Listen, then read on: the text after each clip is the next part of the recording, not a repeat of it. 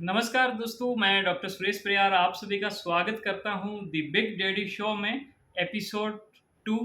और आज हम बात करेंगे पापा जी का एक ऐसा वक्त था जब वो शिक्षक भी थे और साथ में किसान भी थे। और ये बात है लगभग 1995 के आसपास या फिर 93 के आसपास। तो वो पूरा जो एपिसोड वो बताएंगे कि वो अपनी जो किसानी और जो अध्यापक का जो काम है वो कैसे मैनेज करते थे और वो क्या दौर था, वो जो पुरानी यादें हैं वो आपके साथ में शेयर करेंगे। इनको भी अच्छा लगेगा और आपको भी अच्छा लगेगा। आइए सुनते हैं इनसे। जी। धन्यवाद। अध्यापक के साथ साथ किसानी करना अति आवश्यक इसलिए हो गया क्योंकि मेरे पिताजी ने कहा कि छोटे भाई को यदि पढ़ाओगे तो भाई ये खेती कौन करेगा। मैंने कहा खेती मैं करूँगा। तो इसलिए बिरानी ज़मीन थी 23 बीघे, तो मैंने सोचा भी किसानी मैं ही करूँगा। तो मैं क्या करता, संगर में मैं सरकारी टीचर था, तो वहाँ मैं छुट्टी नहीं लिया करता था। ज़मीन बिरानी थी तो साल में एक बार उसकी कटाई बढ़ाई होती थी, या कोई संडे को काम कर लिया करती थी। तो मैं उन छुट्टियों का पूरा उपभोग अप्रैल के महीने में कर लेता, जितनी भी छुट्टियां थी। बाकी मैं पूरे साल भर बहुत कम छुट्टी लिया करता था। इस तरह से मैंने अध्यापन के साथ साथ किसानी भी की। वैसे इरिगेटेड एरिया नहीं था, बिरानी थी, इसलिए थोड़ा आसान भी था क्योंकि जुताई बुआई बिजाई ये सारा ट्रैक्टर से हो जाया करता था। और बाकी जो काम है मैं सहपत्नी कम मिल करके कर लेते। थोड़ी मदद मेरे पिताजी भी किया करते थे। पिताजी अमर सिंह वाला से 7-5 की आबादी में आ जाते सर्दियों में, जिससे कि निराई गुड़ाई हो जाती, और जैसे कटाई का मौसम होता तो भी वो साथ में आ जाते। तो ज़्यादा हमने मजदूर भी नहीं लगाए, और कुछ जो एग्रीकल्चर मशीनें हैं उनका भी उपयोग कर लेते, और इस तरह से किसानी भी हो जाया करती थी। तो ये आप जब स्कूल जाते थे तब भी ये किसानी होती थी या पहले स्कूल जाकर वहाँ पर बच्चों को पढ़ा के फिर वापस आते वक्त होता था? और किसानी के अंदर आपको पता है कि जो अपनी जो वेशभूषा है वो भी अलग होती है और वो खराब भी हो जाती है। तो स्कूल को और किसानी को कैसे मैनेज करते थे आप? ये थोड़ा इस तरह से था कि मेरा खेत जो था वो संगर और 7-5 की आबादी के बीच में पड़ता था। तो इसलिए क्या है कि थोड़ा मुझे आसान भी था। जब अप्रैल का महीना आ जाता, स्कूल लगता, कई बार स्कूल भी जाना ज़रूरी होता एग्ज़ाम के टाइम में, तो मैं स्कूल सुबह 7 बजे चला जाता, और वापस मैं जैसे ही 12 बजे छुट्टी होती, 7 से 12 बजे, 12 बजे मैं मेरे खेत में पहुंच जाता। तो वहाँ मेरे क्या है कि दूसरे जैसे कोई पजामा कमीज साफा, दूसरे जूते, वहाँ एक बेड़ी होती थी, नीचे पड़े होते, और वहाँ क्या है कि मिसेज है वो खाना वाना लेकर के सारा काम वहाँ तैयार होते, मैं वापस आकर के फिर काम लग जाता। और दूसरा ये था कि वहाँ थोड़ा जानवरों का भी प्रकोप था।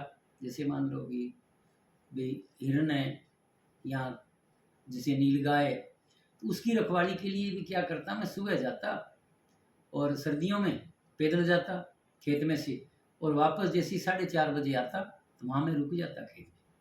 कम से कम 6 बजे 7 बजे, जैसे एक दिन अंधेरा पड़ता तब तक मैं उसकी रखवाली भी करता, और उसके बाद मैं अपने घर आ जाता। तो ये मेरा दिनचर्या थी जो कि लगातार चलती थी।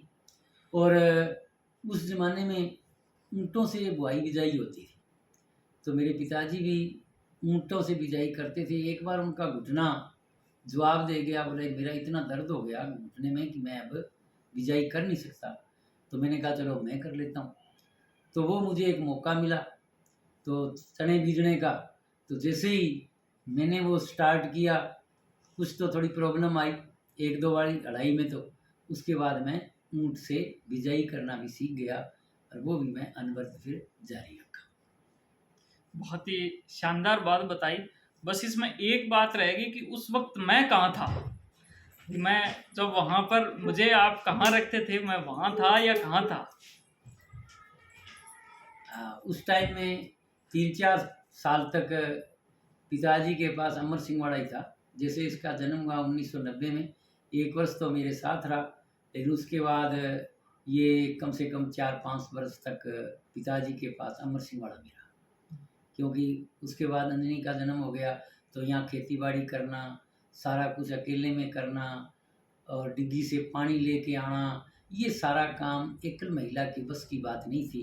इसलिए सुरेश को अमर सिंह वाड़ा में छोड़ना अति आवश्यक हो गया। इसलिए ये 4-5 साल तक अमर सिंह वाड़ा में रहा और शायद कच्ची-पक्की जैसे पुराने ज़माने में होती थी, तो वो यहाँ स्कूल भी जाया करता था। लेकिन पहली क्लास में एडमिशन तो मैंने संगर में 7-5 की आबादी में दिलवाया, लेकिन यहाँ स्कूल भी जाया करता था, जैसे ये 4, साढ़े 4-5 वर्ष का। ठीक है।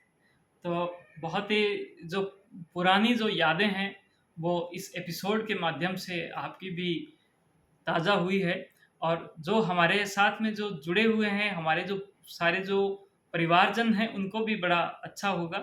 बस मैंने बात सुनी है कि भई उस वक़्त क्या है कि भई बच्चों को साथ में वो लेकर जाते थे और उनको यानी कि पेड़ के नीचे वो छोड़कर और फिर क्या है कि वहाँ पर वो जो किसानी का काम है वो करते थे। लेकिन ध्यान इतना होता था कि कहते हैं कि भई वहाँ पर जैसे ही कुछ होता था, चिल्लाने की आवाज़ होती, तुरंत जो है ये आकर हमें सँभालते थे। तो ये और जो बात है वो मैंने इनसे सुनी थी, तो वो बात भी मैं क्या है कि इनसे पूछना चाहता था। तो वो उस केस के अंदर मेरा जो है वहाँ पर रोल यानी कम था और अंजनी जो है, अंजनी वहाँ पर इनके पास में ज़्यादा थी। तो बहुत-बहुत धन्यवाद आप सभी का। ये जो हमारे शो है वो आप तक ऐसे ही आते रहेंगे।